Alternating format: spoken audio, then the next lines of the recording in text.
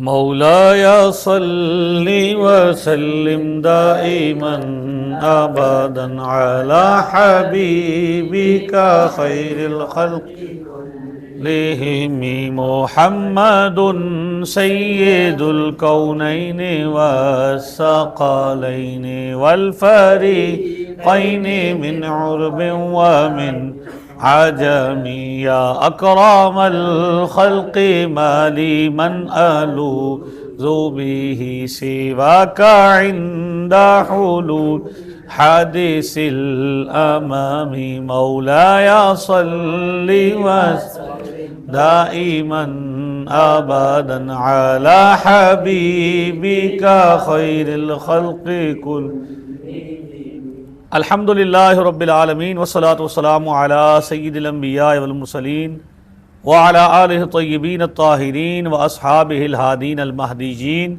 اما بعد فاعوذ باللہ من الشیطان الرجیم بسم اللہ الرحمن الرحیم معزز و مکرم شرکائے عقائد و معمولات اہل سنت کورس مرکزی دارالعلوم اہل سنت و جماعت مشین محلہ نمبر 1 جہلم، الحمدللہ عز و جل آج ہمارے کورس عقائد و معمولات اہل سنت کا 5واں روز ہے، اور اللہ کے فضل و کرم سے ہم اس کے اندر قرآن اور حدیث شریف سے اور حضور صلی اللہ علیہ وسلم کی مبارک سنتوں کی روشنی میں آپ کے سامنے مسلمانوں کے عقائد اور ان کے دلائل پیش کر رہے ہیں۔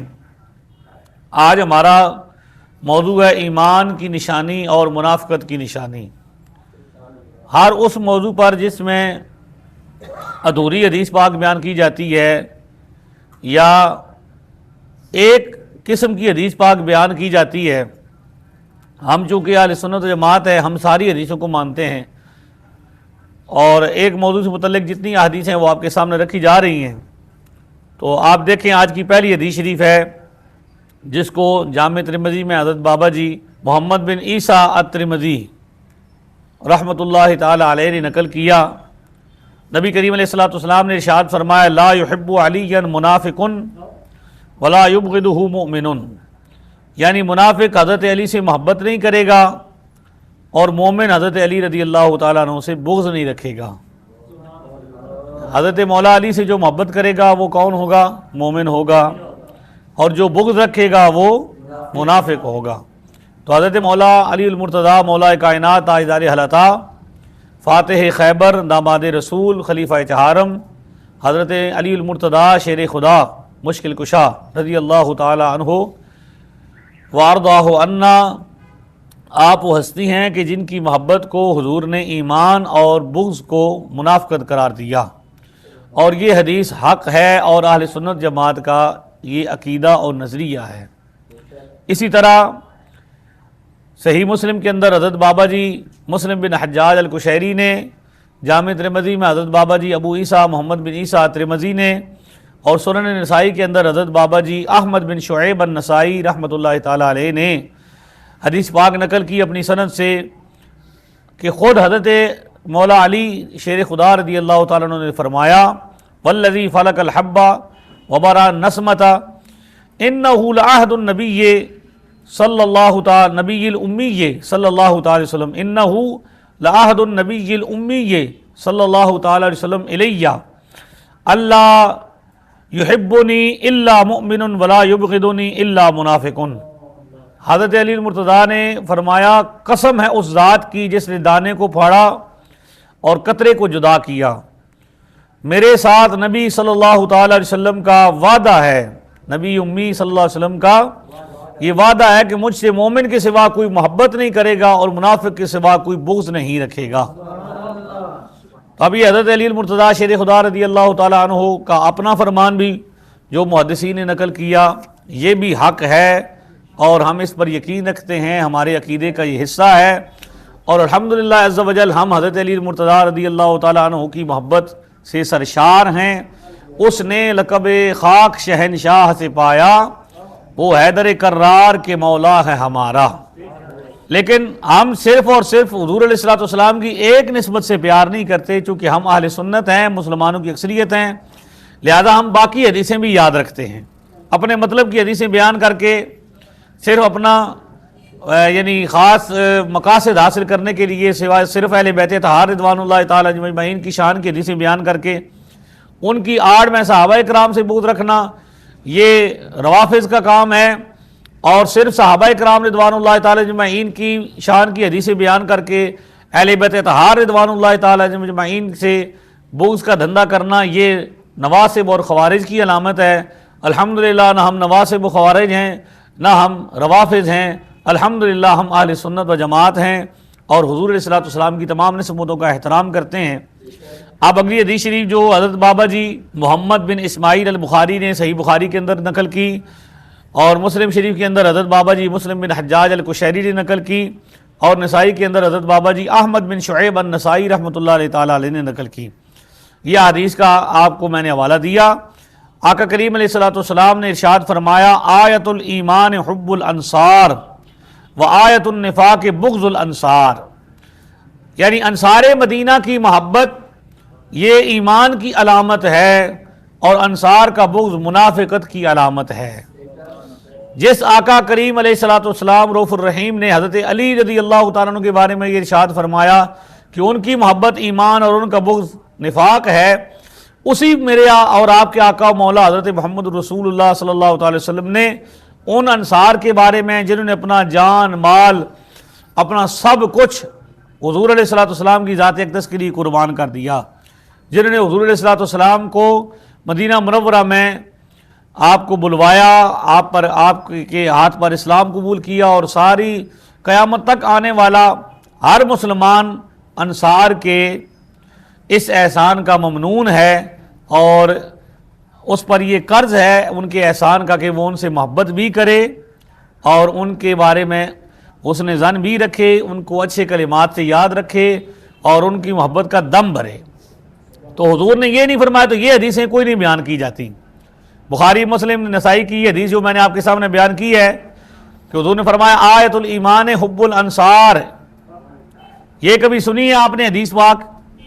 یہ کسی محفل میں نہیں بیان کی گئی، یہ کسی مجلس میں کسی دینی جلسے میں کبھی بیان کی جاتی، کیونکہ ایک ہی قسم کا ماحول بنا کے ایک خاص طرز پر قوم کو لگانے کی کوشش کی جا رہی ہے، اس کے لیے سرمایہ لگائے جا رہے ہیں، اس کے لیے بندوں کو خریدا جا رہا ہے۔ بے روزگار لوگوں کو جو آئے روز بے روزگاری کی وجہ سے پریشان رہتے ہیں ان کو کہا جاتا ہے کہ تسی فکر نہ کرو، روزگار دی اکاؤنٹ تہاڈا بھرا رہے گا، ساڑی مرضی دی حدیثہ بیان کر کے لوگوں کو کرو۔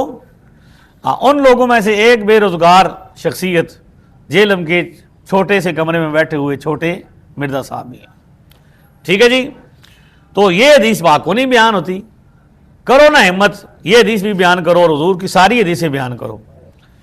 اچھا جی، بخاری شریف کے جس باب میں یہ حدیث پاک بیان ہوئی ہے نا جی، اس باب کا نام حضرت بابا جی محمد بن اسماعیل بخاری نے رکھا ہے باب علامت الایمان حب الانصار۔ دوسری جگہ جس باب میں یہ حدیث پاک بیان ہوئی اس کا نام رکھا باب حب الایمان حب الانصار من الایمان، باب حب الانصار من الایمان، حب الانصار، ہاں جی، انصار کی محبت ایمان ہے۔ کیا ہے؟ ایمان میں سے ہے، یعنی ایمان ہے، ٹھیک ہے جی، ایمان کی علامت ہے، ٹھیک ہے جو۔ اور مسلم شریف میں جس باب میں یہ حدیث بیان ہوئی ان کا نام ہے باب الدلیل علی ان حب الانصار وعلی رضی اللہ عنہم من الایمان وعلاماتہ وبغضہم من علامات النفاق وبغضہم من علامات النفاق، یعنی باب ہے، اس باب پر دلیل ہے کہ انصار اور حضرت مولا علی کی محبت ایمان ہے اور ایمان کی علامات میں سے، اور ان کا بغض کیا ہے؟ نفاق، منافقت کی نشانیوں میں سے ہے۔ اس باب میں پہلی 5 احادیث انصار کی محبت اور بغض کے بارے میں، جبکہ ایک آخری حدیث حضرت سیدنا مولا علی رضی اللہ تعالیٰ کی محبت اور بغض کے بارے میں ہے۔ اسی طرح ایک حدیث میں سیدنا صدیق اکبر رضی اللہ تعالیٰ کے بارے میں اور حضرت عمر کے بارے میں بھی حضور نے فرمایا۔ یہ حدیث فضائل الصحابہ امام احمد بن حنبل، یہ حضرت بابا جی احمد بن حنبل رحمۃ اللہ تعالیٰ علیہ ہیں، جو حضرت بابا بخاری، بابا جی مسلم، بابا جی ترمذی، ان بڑے بڑے محدثین کے استاد ہیں۔ کون ہے جی؟ اور یہ شاگرد ہیں حضرت بابا جی ابو یوسف یعقوب بن ابراہیم رحمۃ اللہ تعالی علیہ، حضرت امام قاضی ابو یوسف کے شاگرد ہیں، جو کہ شاگرد ہیں امام اعظم ابو حنیفہ کے۔ تو حضرت امام احمد بن حنبل شاگرد ہیں کن کے؟ قاضی ابو یوسف، امام قاضی ابو یوسف رحمۃ اللہ علیہ تعالی علیہ کے، جو کہ شاگرد ہیں حضرت امام اعظم ابو حنیفہ کے۔ تو امام احمد بن حنبل حضرت امام اعظم ابو حنیفہ کے پوترے شاگرد ہیں، اور امام بخاری ان کے پڑ پوترے شاگرد ہیں، شاگردوں کے شاگرد ہیں، ٹھیک ہے جی۔ تو یہ آپ دیکھیں جی، اس جو امام احمد بن حنبل نے حدیث پاک نقل کی ہے، کتاب لکھی ہے فضائل الصحابہ، اس میں اندر ہے، اور الکامل ابن ابی کے اندر ہے، جامع الصغیر کے اندر ہے، آقا علیہ الصلوۃ والسلام کا ارشاد ہے کہ حب ابی بکر و عمر ایمان و بغضہما کفر، حضرت ابو بکر صدیق اور حضرت فاروق اعظم کی محبت ایمان ہے، جبکہ ان دونوں کا بغض کفر ہے۔ تو یہ بھی میرے آقا علیہ السلام کا فرمان ہے، اس کو بھی بیان نہیں کیا جاتا، تو اس کو بھی بیان ہونا چاہیے۔ ہاں جی، حضور کے سارے فرامین کو سینے سے لگانا چاہیے۔ بخاری پڑھو ساری پڑھو، مسلم پڑھو بولے نا بلند آواز سے، آگے پتہ چلا کہ آپ بھی یہاں پہ موجود ہیں، ہم اکیلے ہی نہیں، آپ جو ہے نا وہ باتیں کر رہے۔ حضرت ابو بکر حضرت عمر کی محبت کیا ہے جی؟ ایمان ہے، اور ان کا بغض کیا ہے؟ کفر ہے۔ محبوب کریم علیہ السلام نے اپنے 4 یاروں کے بارے میں فرمایا، یہ حدیث شریف بھی فضائل الصحابہ میں حضرت بابا جی امام احمد بن حنبل رحمۃ اللہ تعالی علیہ نے نقل کی ہے۔ فرمایا لا یجمع حب ہؤلاء الاربعۃ الا قلب مؤمن ابو بکر و عمر و عثمان و علی، ان 4 کی محبت ایمان والے دل میں ہی جمع ہوگی، اور وہ 4 کون ہیں؟ حضرت ابو بکر، حضرت عمر، حضرت عثمان اور حضرت مولا علی رضی اللہ عنہ۔ اسی لیے ہم دیکھتے ہیں کہ وہ لوگ جو ان سے محبت نہیں کرتے اور ان سے بغض رکھتے ہیں، وہ ایمان سے کیوں دور ہیں، اور ان پر کفر کا الزام کیوں لگایا جاتا ہے؟ ٹھیک ہے جی۔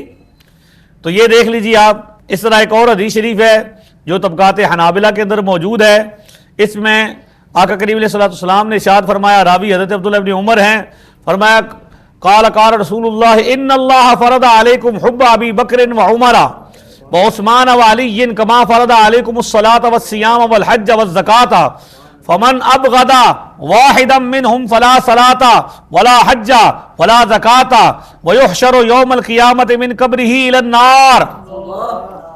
فرمایا بے شک اللہ تعالیٰ نے تم پر ابو بکر، عمر اور عثمان اور علی کی محبت فرض کی ہے، جیسا کہ اس نے تم پر نماز، روزے، حج اور زکوٰۃ فرض کیے ہیں۔ 4 یاروں کی محبت ایسے فرض ہے جیسے نماز فرض ہے، 4 یاروں کی محبت ایسے فرض ہے جیسے روزہ فرض ہے، 4 یاروں کی محبت ایسے فرض ہے جیسے حج فرض ہے۔ تو جس طرح ارکان اسلام ہیں یہ 5 بنیادی طور پر، ان کے بغیر بندہ مومن نہیں ہو سکتا۔ لحد بنے گی محبان 4 یار کی قبر، جو سینے میں یہ 4 باغ لے کے چلے، دہر میں ہے جی، قبر میں لحد میں عشق رخ شاہ کا داغ لے کے چلے، اندھیری رات سنی تھی چراغ لے کے چلے۔ ٹھیک ہو گیا جی۔ تو فرمایا جس نے ان میں سے کسی ایک کے ساتھ بھی بغض رکھا، کسی ایک کے ساتھ بھی بغض رکھا، ملاحظہ کیجئے چھوٹے کمرے والے چھوٹے مرزا صاحب کی باتیں، اور ان سے دیکھیں کہ وہ کس طرح صحابہ کرام کا نام لیتے ہیں، ان پر تنقید کرتے ہیں، اور ان پر تنقید کے دروازے کھولتے ہیں، کبھی صدیق اکبر پر تنقید کرتے ہیں، کبھی فاروق اعظم پر، کبھی عثمان غنی پر رضی اللہ تعالیٰ عنہ اجمعین پر۔ تو یہ ان کے بارے میں حضور کیا فرما رہے ہیں؟ جس نے کسی ایک کے ساتھ بھی ان میں بغض رکھا، اس کی کوئی نماز، کوئی حج، کوئی زکوٰۃ قبول نہیں، اور قیامت کے دن وہ اپنی قبر سے سیدھا ڈائریکٹ جہنم کی طرف اٹھایا جائے گا۔ جو ان 4 یاروں میں سے کسی ایک کے ساتھ بھی بغض رکھے، چاہے صدیق اکبر ہوں، چاہے فاروق اعظم ہوں، عثمان غنی ہوں، یا مولا علی ہوں، ان میں سے کسی ایک کے ساتھ بھی وہ بغض رکھے گا تو اس کا ٹکٹ ڈائریکٹ کہاں کا کٹے گا؟ ہاں جی بالکل، وہ جہنم میں گیا جو ان سے مستغنی ہوا. ٹھیک ہے جی. تو یہ ہے یہ مسئلہ ہے سارا کے سارا. تمام صحابہ کے بارے میں ایک اور حدیث پاک ہے جی.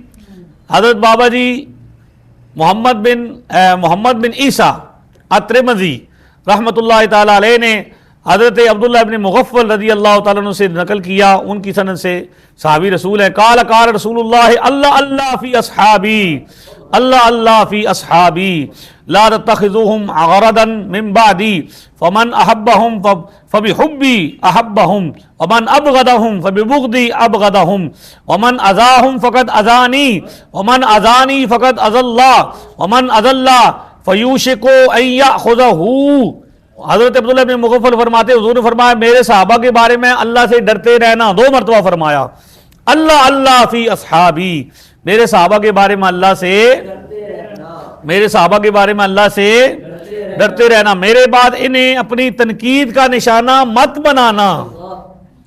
حضور علیہ السلام کا فرمان جامع ترمذی میں ہے اور سامنے پڑی ہوئی ہے، ذرا اٹھائیے. اور اگر آپ نہیں اٹھا سکتے تو میری ان چھوٹے چھوٹے اسٹوڈنٹ سے گزارش ہے کہ ان میں سے کوئی چھوٹا سا اسٹوڈنٹ اٹھ کر ان کے جامع ترمذی اٹھا کر اور ان کو حدیث پاک دکھا دے کہ جناب یہ جامع ترمذی میں حدیث موجود ہے کہ فرمایا حضور نے کہ لا تتخذوهم غرضا من بعدی، میرے بعد ان کو تنقید کا نشانہ مت بنانا، کبھی باغ کو لے کر تو کبھی کس چیز کو لے کر. جنہوں نے جانیں قربان کر دی، مال قربان کر دیا، جن کی قربانی کو قرآن بیان کرے، جن کی مثالیں قرآن دے اور رب تبارک و تعالیٰ فرشتوں کو بھیجے، وہ باغ رکھ لیتے تھے. ہے نہیں، کمال ہو گئے. چھوٹے لوگ اور چھوٹی سوچیں. تو کیا ہوا؟ فرمایا میرے بعد انہیں کیا کرنا؟ تنقید کا نشانہ نہ بنانا. آگے فرمایا جس نے ان سے محبت رکھی تو وہ میرے ساتھ محبت کی وجہ سے محبت رکھی. یہ ہے اصل بات جو اہل سنت کا مقدمہ ہے اور ہمارے یہ کورس کرانے کا مقصد ہے کہ صحابہ سے محبت ان کی ذاتی فضیلت کی وجہ سے نہیں، اہل بیت سے محبت ان کی ذاتی فضیلت کی وجہ سے نہیں، بلکہ جو حضور کو ان کے ساتھ نسبت ہے، آقا کریم صلی اللہ علیہ وسلم کے ساتھ جو ان کو نسبت حاصل ہے، اس نسبت کا احترام کرتے ہوئے ان سے محبت ہے. تو لہذا فرمایا جس نے صحابہ سے محبت کی فمن احبہم فبحبی احبہم، جس نے ان سے محبت کی میری محبت کی وجہ سے محبت کی. ومن ابغضہم فببغضی ابغضہم، جس نے ان سے دشمنی رکھی، بغض رکھا، اس نے میرے بغض کی وجہ سے بغض رکھا. صحابہ اکرام سے جو بغض رکھتا ہے اصل میں اس کو حضور کے فرمان کے مطابق حضور علیہ الصلوۃ والسلام سے بغض ہے. کن سے بغض ہے؟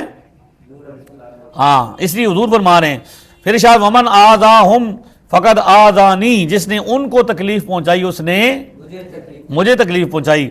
اور ومن آذانی فقد اذى اللہ، جس نے مجھے تکلیف پہنچائی اس نے اللہ کو تکلیف پہنچائی.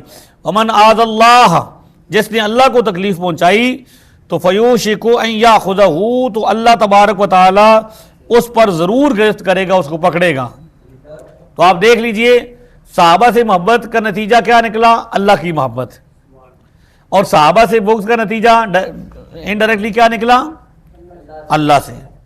صحابہ سے محبت جنت میں لے جائے گی، صحابہ کا بغض کہاں لے جائے گا؟ ہاں جی.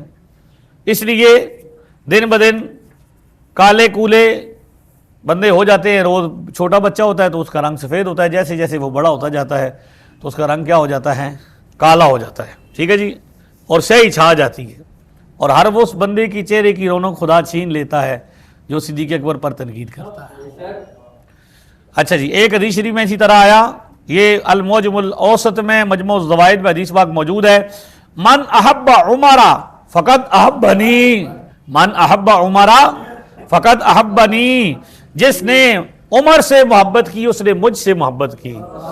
ومن ابغض عمر فقد ابغضنی، ومن ابغض عمر فقد ابغضنی، جس نے حضرت عمر سے بغض رکھا اس نے مجھ سے بغض رکھا. تو جناب یہ حدیث پاک کس نے سنانی ہے کہ حضرت عمر کی محبت حضور فرما رہے ہیں میری محبت ہے. حضرت مولا علی کے بارے میں بھی یہ فرمان حق ہے.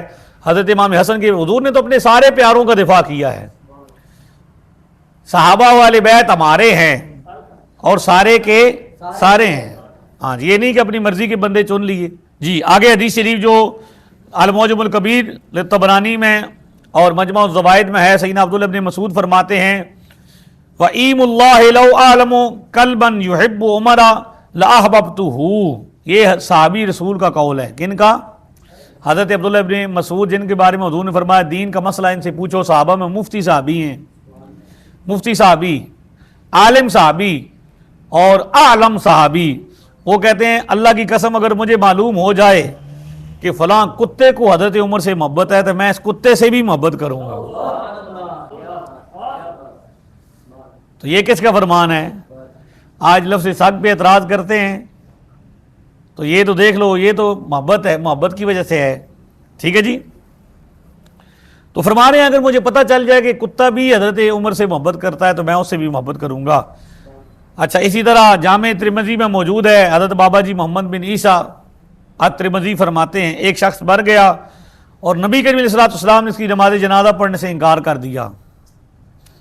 یہ آج پوچھا جاتا ہے نا فلاں عقیدے والا مر جائے تو جنازہ پڑھنا چاہیے نہیں پڑھنا چاہیے، تو دیکھ لیں حضور علیہ الصلوۃ والسلام نے بدعقیدہ کا جنازہ نہیں پڑھا، حضور نے جنازہ نہیں پڑھا۔ آپ سے پوچھا کہ یا رسول اللہ آپ نے جنازہ کیوں نہیں پڑھا؟ تو فرمایا انہ کان یبغض عثمان فابغضہ اللہ، یہ شخص حضرت عثمان سے بغض رکھتا تھا، اللہ نے اس سے بغض رکھا، اس لیے میں نے جنازہ نہیں۔ جو حضرت عثمان سے دشمنی کرتا ہے اللہ اس سے، کیونکہ اللہ تعالیٰ کا فرمان ہے من عاد علی، جو بخاری میں ہے من عاد علی ولیا فقد آذنتہ بالحرب، جس نے میرے ولی سے دشمنی کی میں اس کے ساتھ کیا کرتا ہوں؟ اعلان جنگ کرتا ہوں۔ تو دیکھ لیں حضور علیہ الصلوۃ والسلام نے اس کا جنازہ نہیں پڑھا۔ میں ان دوستوں سے مخاطب ہوتا ہوں جو آج بھی پوچھتے ہیں بھی چلو جی صحابہ کو گالیاں ہی دیتے ہیں، صحابہ کو برا بھلا کہتے ہیں تو کوئی بات نہیں جنازہ پڑھ لیے جائے۔ تو دیکھیں حضور علیہ الصلوۃ والسلام نے تو اس بندے کے بارے میں گالیاں دینا تو دور کی بات تھی، وہ صرف بغض رکھتا تھا، اس کے دل میں کینہ تھا حضرت عثمان غنی کا۔ تو اللہ سے کیا پیار ہے عثمان غنی کا، محبوب خدا یار ہے عثمان غنی کا، گرمی پہ یہ بازار ہے عثمان غنی کا، اللہ خریدار ہے عثمان غنی کا، ٹھیک ہے جی۔ تو نور کی سرکار سے پایا دوشالہ نور کا، ہو مبارک تجھ کو ذو النورین جوڑا نور کا۔ تو یہ ذو النورین کے ساتھ جو بغض رکھے حضور نے اس کا جنازہ نہیں پڑھا۔ اور جو باب ہے اس میں امتناعہ من الصلاۃ علی جنازۃ رجل کان یبغض عثمان، بابا جی ترمذی نے جو باب باندھا ہے وہ کیا ہے؟ امتناعہ، حضور کا روکنا، من الصلاۃ علی الجنازۃ، اس بندے پر نماز جنازہ پڑھنا، کان یبغض عثمان، جو حضرت عثمان سے بغض رکھتا ہے۔ تو امام ترمذی نے بھی اپنا عقیدہ واضح کر دیا، کیونکہ باب جو ہوتا ہے نا، جو باب قائم کرتا ہے محدث، وہ اس کا نظریہ ہوتا ہے، ٹھیک ہے جی۔ تو اب یہ ساری حدیثیں لکھ کر ہم اپنے بھائیوں سے یہ عرض کرتے ہیں کہ آپ کو ہم نے منافقت سے بچایا ہے کہ نہیں بچایا؟ ایک قسم کی حدیثیں تو نہیں نا، تو یہ ساری حدیثیں، اب یہ کورس انشاءاللہ تعالی یہ انٹرنیٹ پہ بھی اس کی کلپس لگیں گے اور الگ الگ کلپس بھی لگیں گے، پورے بیانات بھی انشاءاللہ لگیں گے۔ تو آپ سے یہ ہماری گزارش ہے کہ اس کو پھیلانے میں مدد کیجیے اور اس میں معین و مددگار بنے، اس کو آگے لے کے جائیں، اس کو لوگوں تک پہنچائیں۔ آپ یہاں سے آج سیکھ کے جائیں گے تو آگے اپنی مساجد میں اس کورس کو اسی طرح 2 بندے 10 بندے 20 بندے جتنے بیٹھ سکتے ہیں ان کو بٹھا کے یہ حدیثیں آپ کیا کریں؟ پڑھائیں۔ آپ کے سامنے اگر کوئی یہ کتاب آپ کے پاس ہوگی، آپ کے سامنے کوئی بندہ اگر یہ کہتا کہ دیکھو حضور نے یہ فرمایا کہ حسین مجھ سے اور میں حسین سے ہوں، تو آپ نے اسے کہا حضور نے بھی یہ فرمایا العباس منی وانا من ہو، میں عباس ہی ہوں عباس ہوں، حضور نے بھی یہ فرمایا ہے الاشریون منی وہم منہم، اشری مجھ سے ہیں اور میں ان سے ہوں۔ اسی طرح بغض کہیں کہ حضرت علی کی محبت کیا ہے جی؟ ایمان ہے، کوئی آپ سے کہے اور حضرت علی کا بغض منافقت ہے تو آپ کہیں بالکل حق ہے، بالکل سچ ہے اور ہمارا اس پر ایمان ہے۔ لیکن حضور نے فقط یہ نہیں فرمایا، حضور نے یہ بھی فرمایا کہ ابو بکر و عمر کی محبت بھی ایمان ہے، ٹھیک ہے، انصار کی محبت بھی ایمان ہے۔ تو حضور کے سارے فرمان مانو اگر حضور کا کلمہ پڑھا ہے۔ تو سب سے بڑا منافق وہ ہے جو نبی کریم صلی اللہ علیہ وسلم سے بغض رکھے۔ عبداللہ ابن ابی بھی اسی قسم کا منافق تھا۔ انہی منافقوں کے بارے میں سورہ منافقون اور سورہ بقرہ کی آیت نازل ہوئی تھی۔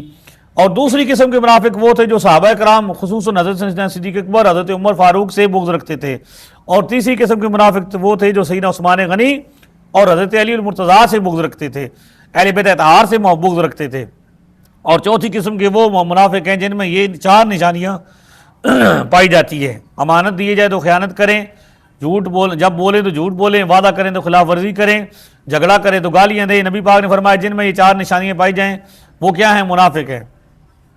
ٹھیک ہے جی، یہ بخاری اور مسلم حدیث موجود ہے کہ ہر صاحب ایمان پر واجب ہے کہ منافق کی ان تمام قسموں پر بیک وقت نظر رکھتے ہوئے ان سب سے اجتناب کرے۔ جو اہل بیت سے بغض رکھے وہ بھی منافق، جو صحابہ اکرام سے بغض رکھے وہ بھی منافق، اہل بیت اطہار کے کسی ایک فرد سے بھی بغض رکھنے والا منافق، اور صحابہ اکرام کے کسی ایک فرد سے بھی بغض رکھنے والا منافق۔ قرآن مقدس میں جس طرح اہل بیت اطہار کی طہارت بیان ہوئی ہے، اسی طرح صحابہ اکرام کی بھی طہارت بیان ہوئی ہے۔ تو اللہ تبارک و تعالی ہمیں عمل کرنے کی توفیق عطا فرمائے۔ آج کا یہ جو درس تھا وہ مکمل ہوا۔ اب سوال و جواب کا سلسلہ شروع کرتے ہیں، تو آپ کے کوئی سوال و جواب ہے تو وہ شروع کریں۔ بسم اللہ الرحمن الرحیم۔ مفتی صاحب، میرا سوال یہ ہے کہ ہم نے جو 4-5 احادیث پڑھی ہیں، اس میں کچھ بخاری شریف، کچھ صحاح ستہ کی آ رہی ہیں، تو کچھ احادیث صحاح ستہ میں نہیں ہیں۔ تو بالخصوص جس حدیث کا میں سوال پوچھنا چاہتا ہوں وہ ہے فضائل الصحابہ میں امام احمد بن حنبل، ان کی جو کتاب ہے فضائل الصحابہ، یہ ان کی حدیث سے لکھی ہوئی ہے۔ تو سوال میرا یہ ہے کہ صحاح ستہ کو اتنا عروج ملا، قرآن پاک کے بعد صحاح ستہ کا نام لیا جاتا ہے، حالانکہ جو استاد ہیں ان کی احادیث یا ان کی کتب کو اتنی اہمیت کیوں نہیں دی گئی؟ حالانکہ وہ استاد ہیں، امام احمد بن حنبل یہ استاد ہیں، لیکن شاگردوں کی کتابوں کی اتنی حیثیت ہوگی، ان کے نام بلند ہو گئے، استادوں کی کتاب کو اتنی اہمیت کیوں نہیں دی گئی فضائل الصحابہ کو؟ بسم اللہ الرحمن الرحیم۔ آپ صاحب قبلہ، آپ کا جو سوال ہے وہ آج کے حوالے سے جو خاص طور پر یہ تھا کہ اس میں احادیث میں صحاح ستہ سے بھی پیش کی گئی ہیں اور اس کے علاوہ بھی کتابوں سے بھی پیش کی گئی ہیں۔ تو سب سے پہلے بات یہ ہے کہ ساری دنیا یہ بات جانتی ہے کہ احادیث کی کتابیں صرف صحاح ستہ نہیں ہیں، صحاح ستہ کے علاوہ اور صحاح ستہ سے پہلے بھی کتابیں موجود ہیں۔ جیسا کہ آپ نے ابھی یہ فضائل الصحابہ کا بیان کیا، تو یہ باقاعدہ امام احمد بن حنبل رحمۃ اللہ علیہ کی کتاب ہے، اور محدثین نے اس کو تسلیم کیا ہے، اور اس کی صحت کے ساتھ، یعنی اصل میں حدیث کے بارے میں تو کوئی ایسا قاعدہ قانون کلیہ موجود نہیں ہے کہ وہ حضور فرما گئے ہوں کہ فلاں کتاب سے لینا۔ حدیث تو حدیث ہوتی ہے، چاہے وہ کسی کتاب کے اندر ہو، اس کی سند ہونی چاہیے اور اس کی صحت ہونی چاہیے اور اس کا درجہ ہونا چاہیے۔ ان 3 چیزیں ہیں، سند، صحت اور درجہ۔ تو سند بھی ہو، صحت بھی ہو اور اس کا درجہ بھی متعین ہو کہ کس درجے کی ہے، تو وہ حدیث ہوتی ہے۔ اور الحمدللہ یہ بھی بات طے ہے کہ بھئی صحاح ستہ کے اندر ہی ساری کتابیں، ساری حدیثیں نہیں آئیں۔ حضور صلی اللہ علیہ وسلم کی اب امام بخاری کو بھی لاکھوں حدیثیں یاد تھیں، 5 لاکھ 6 لاکھ، امام ترمذی کو بھی لاکھوں کے حساب سے یاد تھیں، ان سب ائمہ کو، لیکن انہوں نے بخاری میں جو حدیثیں لکھی ہیں وہ کم ہیں، 4000 سے بھی کم ہیں، مختلف اس کی اعداد ہیں، وہ بیان کیے جاتے ہیں، 3500 3700 4000 مختلف اعداد اس کے، ڈبل حدیثیں اگر نکالی جائیں تو اس میں یہ ہے کہ بھئی ہم یہ کہتے ہیں کہ اگر صرف حدیث بخاری میں ہی ہیں یا مسلم میں ہی ہیں تو جو انہیں خود یاد تھی باقی کدھر گئی ہیں۔ اور یہ دعویٰ امام بخاری نے یا امام مسلم نے یا کسی امام نے بھی نہیں کیا کہ ہم نے ساری کی ساری حدیثیں لکھ دی ہیں، بلکہ انہوں نے کہا کہ حدیثیں اور بھی ہیں، لیکن انہوں نے اپنے اصول اور اپنے ضوابط جو طے کیے تھے ان کے مطابق، یعنی اپنے بنائے ہوئے اصولوں اور ضوابط کے مطابق انہوں نے احادیث جمع کی ہیں۔ رہا آپ کا یہ سوال کہ بھئی یہ ان کو فروغ کیوں ملا، تو اس کی بنیادی وجہ یہ ہے کہ اہل علم کے ہاں تو آج بھی یہ بات طے شدہ ہے کہ امام احمد بن حنبل استاد ہیں، اور امام احمد بن حنبل کے اقوال امام بخاری بھی امام مسلم بھی اپنی کتابوں میں نقل کرتے ہیں۔ حدیث کی حیثیت اور ضعف کے بارے میں آج بھی بطور حجت ان کے اقوال موجود ہیں کتابوں کے اندر، وہ نکالے جائیں اور ان کی سند سے وہ حدیثیں بیان کرتے ہیں، تو استاد ہوتا ہے، شاگرد ہوتا ہے، یہ طے بات ہے۔ لہذا انہوں نے جن سے پڑھا وہ حضرت قاضی ابو یوسف ہے، حضرت قاضی ابو یوسف نے جن سے پڑھا امام ابو حنیفہ ہیں، تو وہ سارا علم جو ہے امام ابو حنیفہ رحمۃ اللہ علیہ تعالیٰ علیہ کے وسیلے سے امام بخاری تک اور باقی ائمہ تک پہنچا ہے۔ تو بات یہ ہے کہ یہ عام لوگ یہ سمجھتے ہیں، کیونکہ ان کتابوں کو بر صغیر میں اور عام طور پر لوگوں کے درمیان ان کو کیا گیا کہ ہم نے بھی انہی کا دورہ کراتے ہیں، اور باقی جو لوگ ہیں خاص طور پر جو ان کے آڑ لے کر مسلمانوں کے عقائد خراب کرتے ہیں، انہوں نے ان کے ترجمے کروائے اور ان کو پروموٹ کیا، تو عام لوگ ان سے آگاہ ہیں۔ لیکن اس کا یہ مطلب نہیں ہے کہ فی الحقیقت جو ہیں بھئی ان کے علاوہ وہ کتابیں کوئی نہیں ہیں۔ آپ دیکھیں مصنف عبدالرزاق ہیں، یہ امام بخاری کے استاد ہیں، ابن ابی شیبہ ہے امام بخاری کے اساتذہ میں سے ہیں، اور اسی طرح صحیح ابن خزیمہ ہے، مسند بزار ہے، پیچھے کتابیں ہیں وہ بہت بہت بڑی، اور اس کے علاوہ بھی بہت کتابیں ہیں جو سند سے اپنے وہ محدثین نقل کرتے ہیں۔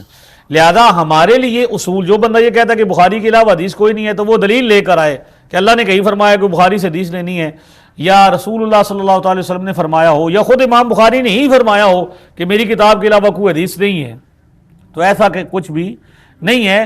اصل میں ہمارے لیے دلیل ہے قرآن اور سنت، نبی علیہ الصلوۃ والسلام کا فرمان، اللہ کا فرمان اور نبی کریم صلی اللہ علیہ وسلم کے فرامین، تو عام لوگ ان سے زیادہ آگاہ ہیں۔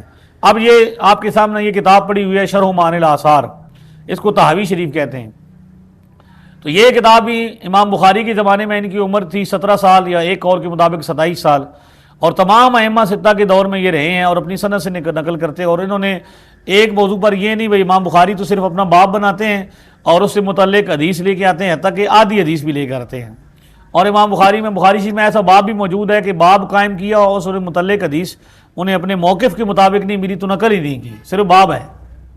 لیکن یہاں پہ حالت یہ ہے کہ یہ محقق ہیں اور یہ ایک باب بناتے ہیں، مثلا رفع الیدین کرنا چاہیے یا نہیں کرنا چاہیے، اس حوالے سے پہلے وہ احادیث نقل کرتے ہیں جن میں ذکر ہے کہ کرنا چاہیے، کیا گیا، صحابہ نے کیا، اور پھر بعد میں وہ حدیثیں ذکر کی جن میں حضور اسلام نے منع کیا یا نہیں کیا، اور پھر تحقیق کی روشنی میں یہ پیش کریں گے کہ کن احادیث کو ترجیح حاصل ہے اور کن پر عمل ہے۔ تو یہ محققانہ کتاب ہے، اور علم حدیث میں اس کے پائے کی کوئی کتاب نہیں۔ امام ابو حنیفہ رحمۃ اللہ علیہ تعالیٰ علیہ سب محدثین کے ائمہ کے فقہاء کے استاد ہیں، ان کی سند کی کتاب یعنی اپنی حدیثوں کی کتاب مسند ابی حنیفہ موجود ہے، وہ ہے۔ اس کے علاوہ یہ آپ کے سامنے کتابیں ساری پڑھی ہوئی ہیں، ہم تو اس لیے ان کتابوں کو پروموٹ کر رہے ہیں، لوگوں کے سامنے لا رہے ہیں، انشاءاللہ تعالیٰ ہم آہستہ آہستہ ساری کتابیں لوگوں کے سامنے متعارف کروائیں گے۔ تو اصل میں وجہ یہ ہے کہ اہل علم کی ذمہ داری تھی اور ہے کہ وہ حدیث کی ساری کتابوں کو متعارف کروائیں، نبی کریم صلی اللہ علیہ وسلم کے جتنے فرامین ہیں لوگوں تک پہنچائیں، اور حضور علیہ السلام کے فرامین سیاستہ میں بند نہیں ہے کہ سیاستہ کے علاوہ حضور کا کوئی فرمان موجود نہیں ہے، نہ یہ سیاستہ والوں نے دعویٰ کیا، نہ سیاستہ کے جو ماننے والے ہیں وہ دعویٰ کر سکتے ہیں کہ سیاستہ کے علاوہ حدیث ہی کوئی نہیں۔ اب تو سیاستہ بھی نرغے میں آ چکی ہے ان کے کہ وہ سیاستہ میں سے بھی ضعیف کرنا انہوں نے کیا کر دی ہیں شروع، یعنی جو مسلمانوں کی، کیونکہ سیاستہ والے تو نیک لوگ تھے، صالحین تھے لوگ، انہوں نے تو حضور علیہ السلام کی دلیل نقل کی، یعنی امام ترمذی نے، امام ابو داؤد نے، امام نسائی نے اور امام مسلم نے، ان لوگوں نے اور امام بخاری تک نے احناف کے دلائل نقل کیے ہیں، اور ان کی موجود ہیں، امام حنیفہ کی جو موافقت انہوں نے کی ہے، تو وہاں پہ جا کے وہ دم توڑ جاتی ہے بات، یعنی امام بخاری کی حدیثیں بھی ضعیف ہوئی ہیں۔ یہ کہتے ہیں نا بھی پہلے تو 4 کتابوں کے بارے میں کہا کہ سنن میں، ابو داؤد میں، نسائی میں، ابن ماجہ میں اور جامع ترمذی میں ضعیف حدیثیں موجود ہیں، نام سیاستہ رکھا، 6 صحیح کتابیں اور ان میں بھی ضعیف حدیثیں نکل آئیں۔ تو اب امام بخاری ہیں، انہوں نے اگر اپنی کتاب میں ادب المفرد کے اندر انہوں نے ہاتھ چومنے کی، پاؤں چومنے کی حدیثیں جو نقل کی ہیں وہ ساری کی ساری ضعیف ہو گئی ہیں۔ تو مطلب یہ ہے کہ یہ نفس کے پجاریوں کی بات ہے، نفس کے جو نفس پلید چکیتا اسی اصل پلید نہ ہاسے تے نہ سے نا، اصل میں نفس کی خواہشات کی پیروی کرتے ہوئے ان لوگوں نے اپنے مطلب کی باتیں گھڑنے کے لیے اس طرح کیا، اور ان کو بھی دن بدن شہید کرتے جا رہے ہیں۔ تو ہم لوگوں کو یہ بتانا چاہتے ہیں اس طرح کے دروس کر کے، ہم نے درس طحاوی شریف کا آغاز کیا مرکزی دارالعلوم مرکزی جامعہ مسجد خانسامہ کے اندر، الحمدللہ ہر اتوار کو ہم نے اس کو شروع کیا ہے، اور اس کے کلپس بھی آپ کو نیٹ پر بھی ملیں گے، اور الحمدللہ پورے ملک سے علماء اور بیرون ملک سے بھی علماء نے رابطہ کیا، اور انہوں نے کہا کہ آپ نے اچھا اقدام کیا ہے اور ہم بھی اس کو آگے لے کے چلیں گے۔ تو یہ تو اہل علم، عام آدمی تو آگاہ نہیں ہوتا، اسے تو نہیں پتا بھئی یہ کیا ہوتا ہے۔ عام آدمی کی جھولی میں آپ کتاب رکھ دیں، بخاری رکھ دیں، تو وہ نہیں پڑھ سکے گا۔ تو یہ تو آپ نے بتانا ہے نا، اہل علم کی ذمہ داری ہے کہ حضور علیہ السلام کے فرامین کہاں کہاں پہ موجود ہیں۔ تو محدثین کی اپنے اپنے اصول ہیں، ایک ہی حدیث ایک محدث کے نزدیک ضعیف ہوتی ہے، دوسرے محدث کے نزدیک وہ صحیح ہوتی ہے، اس کا اپنا ایک اصول ہوتا ہے۔ ایک ہی راوی ایک محدث کے نزدیک صحیح ہوتا ہے، ثقہ ہوتا ہے، قابل قبول ہوتی ہے اس کی روایت، اور اسی راوی کی دوسرے محدث کے نزدیک حدیث جو ہوتی ہے وہ کیا ہوتی ہے، ضعیف ہوتی ہے، اور وہ ضعیف ہوتا ہے۔ تو یہ تو محدثین کے اپنے اپنے اصول ہیں جو انہوں نے اپنے اجتہاد سے اپنے فہم و فراست سے بنائے ہیں، ٹھیک ہے۔ تو اسی طرح محدثین میں بھی دو کیٹیگریز ہیں، یعنی ایک تو عام جمہور محدثین ہے جو شوافی ہیں، جس طرح امام بخاری کے بارے میں یہ شافی ہیں، امام مسلم اور ابن ماجہ ان میں حنبلی اور شافی ہیں، یہ چھ کتابوں والے سیاستہ والے، جبکہ احناف محدثین بھی ہیں، جس طرح یہ حنفی محدث ہیں، ٹھیک ہے۔ امام محمد جو ہیں وہ حنفی محدث ہیں جن کی موطا امام محمد مشہور ہے، ٹھیک ہے۔ اسی طرح آثار السنن ہے ایک کتاب، وہ حنفی محدث کی ہے، اور اسی طرح یہ جو ہے یہ زجاجۃ المصابیح آپ کے سامنے پڑی ہوئی ہے مشکات المصابیح کی طرز پر، یہ بھی حنفی محدث ہیں۔ تو ہر محدث کی اپنی اپنی ایک رائے ہوتی ہے، اس کے اصول اور ضوابط ہوتے ہیں، اس کے مطابق وہ تحقیق پیش کرتا ہے۔ اب معاملہ چڑھ گیا ان پڑھ لوگوں کے ہاتھ، جنہوں نے نہ پڑھا نہ سیکھا، نہ ابو حنیفہ بنے نہ ابو حنیفہ کے پیچھے چلے، نہ شافعی بنے نہ شافعی کے پیچھے چلے، درمیان میں ایک اپنا وہ انہوں نے کھڑا کر لیا اور اپنی بے علمی سے، یعنی یہاں تک موجود ہے، مرزا صاحب کی تو کلپ یہاں تک موجود ہے کہ وہ کہہ رہے ہیں کہ یہ جو انگوٹھی چومنے والی حدیث ہے وہ ضعیف ہے، وہ کلپ بن رہا ہے نا، اور ضعیف نہیں ہے بلکہ من گھڑت ہے، جھوٹی ہے، نعوذ باللہ، یہ کہا۔ اور ملا علی قاری کے بارے میں کہا کہ انہوں نے طبقہ اس میں موضوعات کبیر میں یہ لکھا کہ بھئی یہ من گھڑت ہے، حالانکہ میں نے اس کا جواب ریکارڈ کرا، اسرار المرفوعہ فی آثار المرفوعہ جو ہے یہ اخبار الموضوعہ، یہ اس کو موضوعات کبیر کہتے ہیں، وہ میں نے دکھائی ہے، اس میں ویڈیو میں دکھائی بھی ہے اور بتایا ہے باقاعدہ طور پر کہ یہ ملا علی قاری نے تو اس کے بارے میں یہ کمنٹ کیا ہے کہ بھئی یہ حضرت صدیق اکبر تک پہنچتی ہے، اور حضرت صدیق اکبر تک حدیث کا پہنچنا ہی اس کے ثبوت کے لیے کافی ہے کہ حضور نے فرمایا علیکم بسنتی و سنت الخلفاء الراشدین المہدیین۔ ملا علی قاری تو تسلیم کر رہے ہیں، اس پر دلیل دے رہے ہیں، اور یہ جھوٹ بول رہا ہے۔ اسی طرح وہ حدیث پاک ہے جو چین والی حدیث پاک ہے، بھئی علم حاصل کرو چاہے تمہیں چین جانا پڑے، اس کے بارے میں کہا کہ حدیث ہے ہی کوئی نہیں، بالکل من گھڑت ہے، اس کی کوئی سند نہیں ہے، یہ اس میں آئی ہوئی ہے کشف المحجوب میں، حالانکہ مسند احمد میں، مسند بزار میں اور دیگر کتابوں کے اندر وہ حدیث پاک موجود ہے، حدیث کی کتابوں میں، لیکن اس کی سند بھی ہے۔ چلو یہ الگ بات ہے کہ کوئی محدث اسے ضعیف کہے یا اس پر حکم لگائے، تو یہ محدثین کا اپنا ایک فن ہوتا ہے، حدیث تو ہے بہرحال۔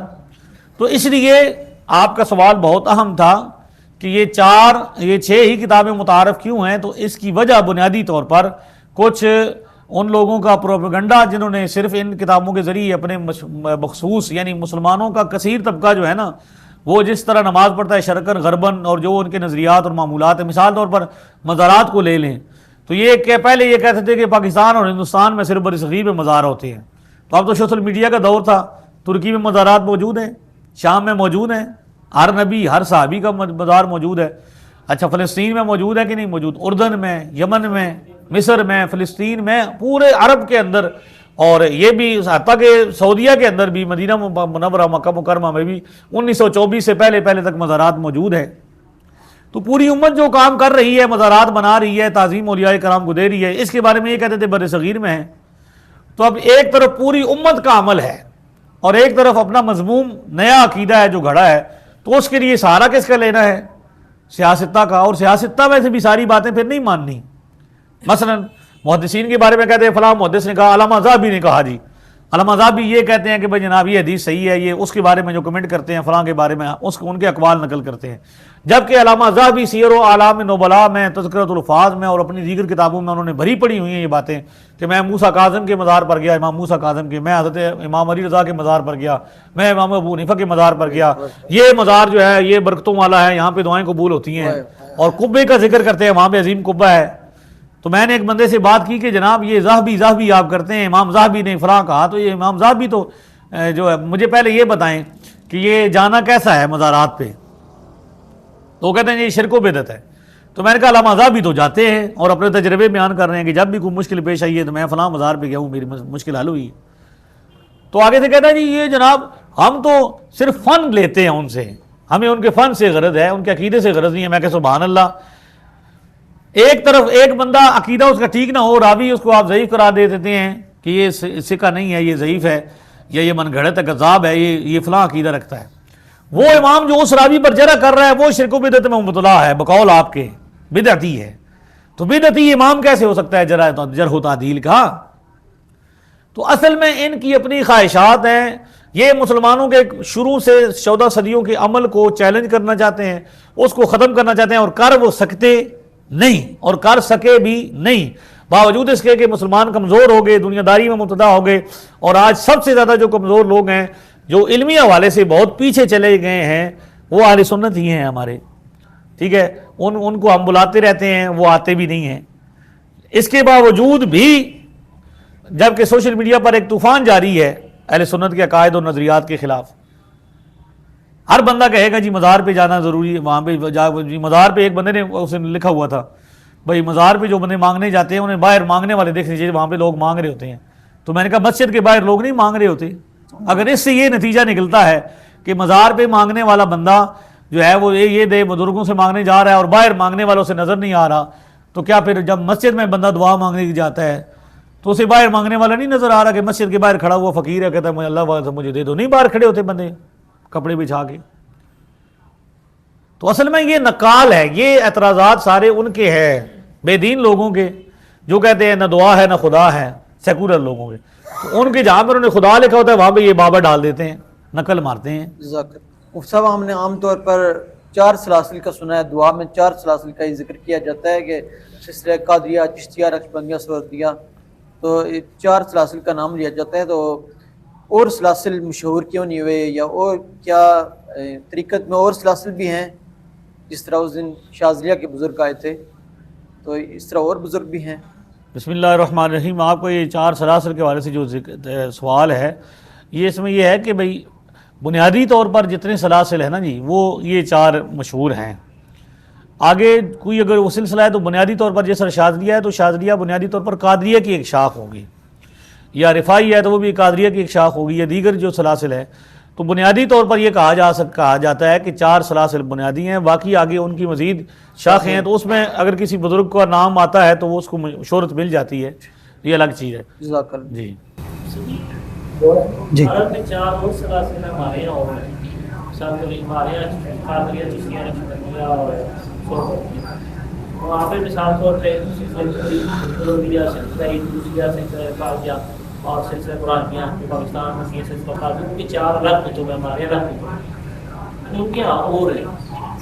یہ تو تھوڑا ہو گیا رفاعی اور شاذلی کے قادریہ میں ایک لیسٹی ہو گئی، یہ قادری میں برکاتی ہو گئی جو یہاں پہ بارہ فریدی اور صاحب ان کے یہاں الگ ہے، وہ پتہ نہیں یہاں پہ ہمارے یہاں نقشبندیہ ہے لیکن بہت ہمارے 4 کتب الگ ہیں۔ ہاں نقشبندیہ بالکل، ترکی میں جو نقشبندی ہیں وہ مجددی نہیں ہے۔ اصل میں یہ ہوا نا کہ بھئی ایک تو بہاؤالدین نقشبند اصل بنیادی طور پر بزرگ ہیں، آگے پھر ان کے جو مختلف شاگرد تھے جن علاقوں میں گئے وہ، اور جہاں جہاں پھر اس کے عرف کے مطابق، اب جیسے فقہا کی آپ مثال لے لیں، احناف فقہا میں جو شام کے فقہا ہیں، شامی فقہا، ان کا عرف الگ ہے، اور دوسرے جو فقہا ہیں ماوراء النہر والے ان کا عرف الگ ہے۔ ایک ہی مسئلے کے بارے میں ماوراء النہر والوں کو موقف الگ ہوگا اور ان کا الگ ہوگا۔ تو اسی طرح جس علاقے میں جو مشہور، اصل میں تو بات یہ ہے نا کہ جو بندہ کام کرتا ہے نا اس کا نام ہوتا ہے، تو جس علاقے میں جس ولی نے، جس سالے نے کام کیا اس کو زیادہ شہرت مل گئی، اسی کے نام سے پھر آگے شروع ہو گئے۔ مفتی صاحب میرا آخری سوال ہے، بنی اسرائیل چلے حضرت اسحاق علیہ السلام سے، اور امت محمدیہ چلی حضرت اسماعیل علیہ السلام سے، تو یہ حضرت عیسیٰ علیہ السلام کن میں ہوں گے، بنی اسرائیل میں، یا بنی اسرائیل حضرت عیسیٰ پر ختم ہو گئی؟ حضرت عیسیٰ کے بعد تو اور کوئی نبی نہیں آئے، ہمارے آقا ہی آئے۔ اب دیکھیں نا قرآن پاک میں عیسیٰ علیہ السلام کا اپنا فرمان موجود ہے، وہ رسولاً الی بنی اسرائیل، اور وہ یا بنی اسرائیل کہہ کے خطاب بھی کرتے ہیں۔ تو اصل میں یہ ہے کہ وقتاً فوقتاً ختم ہونے کا مسئلہ نہیں ہے، مطلب یہ ہے کہ ان کے اعمال کی وجہ سے نبوت میں انقطاع آیا۔ اب جیسے وہ قرآن پاک کی سورہ بقرہ میں آخری پارے، دوسرے پارے میں جو طالوت اور جالوت کا ذکر ملتا ہے جو، تو وہاں پہ حضرت داؤد علیہ السلام کا ذکر بھی ملتا ہے، تو اس میں جو ہے وہ ان کی بہت عرصے تک ان کی معاملات خراب ہوئے، پھر انہوں نے بادشاہ کے بارے میں عرض کیا، تو یہ بدعمالیوں کی وجہ سے ان میں یہ ہوتا رہا کہ اللہ تعالیٰ ناراض ہوا اور انہوں نے اس نبی بھیجنا چھوڑ دیے، رہنما بھیجنا چھوڑ دیا، یا کسی کو بادشاہ نہیں بنایا ان کی بدعمالی کی وجہ سے۔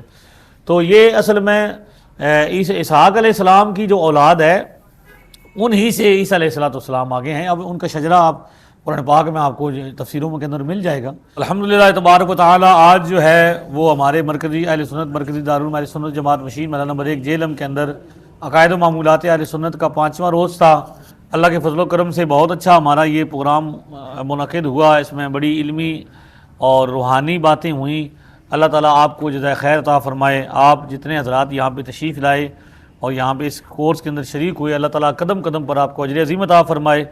جملہ انتظامیہ کو اللہ تعالیٰ برکت عطا فرمائے، آمین والحمد للہ رب العالمین، والصلاۃ والسلام علی سید الانبیاء والمرسلین وعلی آلہ وصحبہ اجمعین۔ یا الہ العالمین، ہم ہر اس چیز سے پناہ مانگتے ہیں جس سے تیرے نبی نے پناہ مانگی، اور ہر اس چیز کی خیر طلب کرتے ہیں جس سے یار ہمارے نبی کریم صلی اللہ علیہ وسلم نے خیر طلب کی ہے۔